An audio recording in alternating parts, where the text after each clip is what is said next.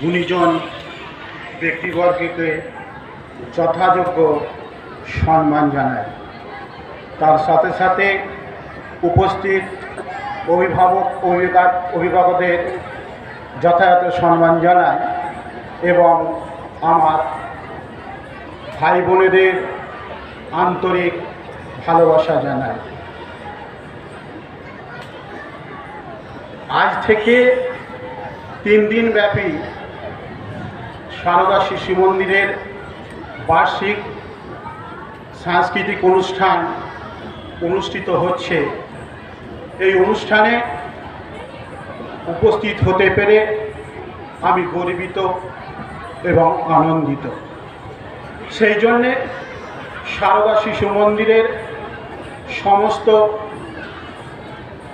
পরিচালন মণ্ডলীর সদস্য, মাননীয়া দাদা ভাই দিদিভাইদেরকে অসংখ্য ধন্যবাদ জানাই। 3 দিন ব্যাপী সারদা শিশু মন্দিরে সাংস্কৃতিক অনুষ্ঠান চলছে। এই অনুষ্ঠানে সমস্ত ছোট ছোট ভাই বোনেরা অংশগ্রহণ করে তারা নিজ নিজ অন্তর্নিহিত গুণের বহিঃপ্রকাশ ঘটানোর সুযোগ পাচ্ছে এবং বিদ্যালয় তাদেরকে সুযোগ করে দেওয়ার ব্যবস্থা করেছে। বিদ্যালয় সারা বছরই বিভিন্ন অনুষ্ঠান করে থাকে, যেমন বাৎসরিক ক্রীড়া অনুষ্ঠান, বাৎসরিক সাংস্কৃতিক অনুষ্ঠান। এই অনুষ্ঠানে ছোট ছোট ভাই বোনেরা অংশগ্রহণ করার সুযোগ থাকায় তারা তাদের অন্তর্নিহিত গুণগুলোর বহিঃপ্রকাশ ঘটানোর সুযোগ পেয়েছে এবং সুযোগ করে দিচ্ছে।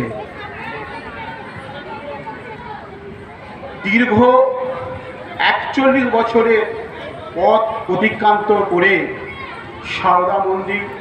সারদা শিশু মন্দির ছোট ছোট ভাই বোনদেরকে শিক্ষার নির্দিষ্ট লক্ষ্যে পৌঁছে দেওয়ার সুযোগ করে দিচ্ছে এবং আগামী দিনেও তাদেরকে নির্দিষ্ট লক্ষ্যে পৌঁছে দেবে, এটা আমি আশা রাখছি।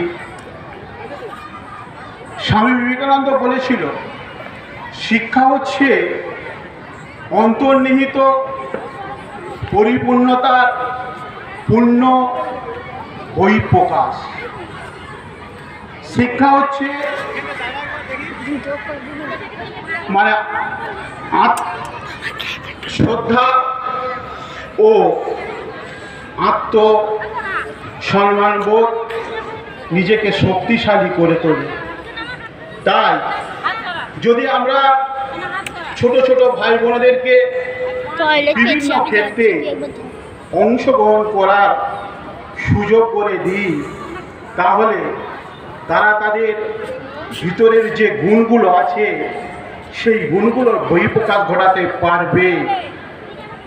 সেই জন্যে আমাদের এই সারদা শিশু মন্দির অনেক ছোট ছোট ছেলে মেয়েকে নির্দিষ্ট লক্ষ্যে পৌঁছে দিচ্ছে।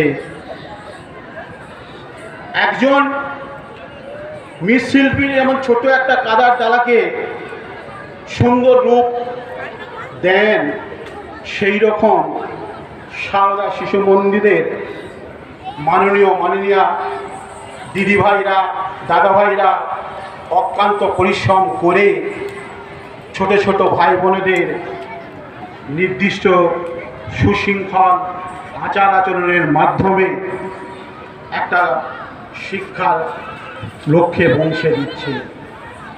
তাই আমি ছোট ছোট ভাই বোনদের কাছে আশা রাখছি, তোমরা বিভিন্ন শারীরিক কার্যাবলীর মধ্য দিয়ে তোমরা শারীরিক, মানসিক, বাক্ষবিক, তাত্ত্বিক দিক থেকে একটা সুনাগরিক হিসাবে গড়ে উঠবে। আগামী প্রজন্মে, আগামী দিনে তোমরা সমাজ তথা দেশের বহন করবে ভার। সবশেষে বলি, ছোট ছোট ভাই বোনের উদ্দেশ্যে, তোমরা দাদা ভাই দিদি ভাইদের এবং মা বাবাদের নির্দেশ মতো চলবে, শ্রদ্ধা করবে, তাহলে তোমরা তোমাদের সাফল্যে পৌঁছে যাবে। এই কথা বলে আমি আমার ক্ষুদ্র বক্তব্য শেষ করছি।